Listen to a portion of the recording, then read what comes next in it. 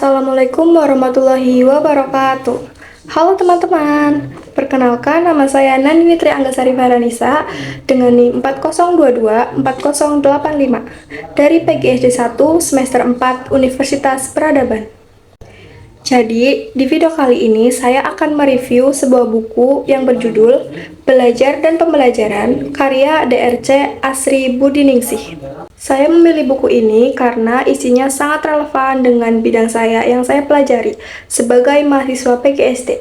Sebagai calon guru sekolah dasar, saya perlu memahami bagaimana siswa belajar, faktor-faktor yang mempengaruhi proses belajar, serta strategi yang digunakan untuk menciptakan pembelajaran yang efektif dan menyenangkan.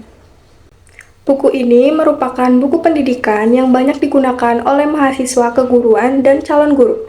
Saya memilih buku ini karena isi pembahasannya sangat dekat dengan dunia pendidikan, khususnya bagi kita yang sedang mempersiapkan diri menjadi guru sekolah dasar. Nah, sebelum menjadi guru, tentu kita perlu memahami bagaimana sebenarnya siswa belajar dan bagaimana cara mengajar yang baik. Itulah alasan mengapa saya tertarik dengan buku ini. Secara garis besar, buku Belajar dan Pembelajaran membahas tentang proses belajar, teori-teori belajar, dan bagaimana teori tersebut diterapkan dalam kegiatan pembelajaran di kelas. Saat membaca buku ini, saya menemukan bahwa belajar bukan sekedar menghafal materi atau mendapatkan nilai yang bagus. Belajar adalah proses perubahan dalam diri seseorang, baik dari segi pengetahuan, keterampilan, maupun sikap.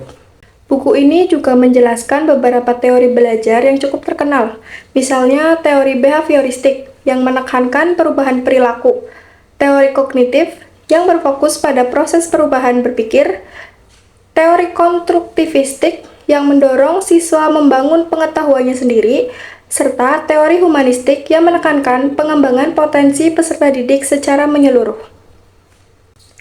Yang menarik, penulis tidak hanya menjelaskan teori saja, tetapi juga menjelaskan bagaimana teori-teori tersebut dapat digunakan dalam proses pembelajaran. Jika kita bisa memahami kapan suatu pendekatan cocok digunakan dan bagaimana guru dapat membantu siswa belajar dengan lebih efektif. Dari buku ini, saya mendapatkan beberapa pelajaran penting. Salah satunya adalah bahwa setiap siswa memiliki karakteristik dan cara belajar yang berbeda-beda. Karena itu, guru tidak bisa menggunakan satu cara yang sama untuk semua siswa.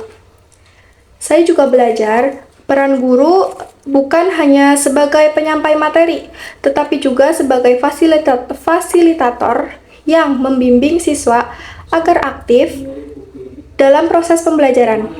Dengan kata lain, pembelajaran yang baik bukan hanya membuat siswa mendengarkan, tetapi juga membuat mereka berpikir, bertanya, dan menemukan pengetahuannya mereka sendiri.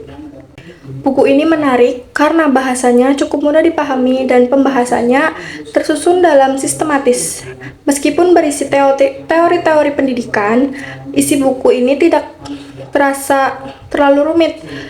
Justru buku ini membantu membaca, memahami dasar-dasar pembelajaran yang nantinya sangat berguna ketika mengajar. Buku ini juga sangat berkaitan dengan calon guru SD.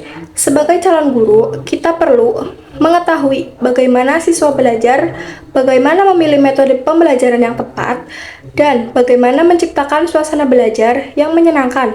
Semua hal tersebut dibahas dalam buku ini. Oleh karena itu, saya sangat merekomendasikan buku Belajar dan Pembelajaran karya DRC Asri Budiningsih kepada mahasiswa pendidikan, khususnya mahasiswa PGSD, karena buku ini dapat menjadi bekal awal untuk memahami dunia pembelajaran sebelum terjun langsung ke sekolah dasar. Sekian review buku dari saya, kurang lebihnya mohon maaf. Wassalamualaikum warahmatullahi wabarakatuh.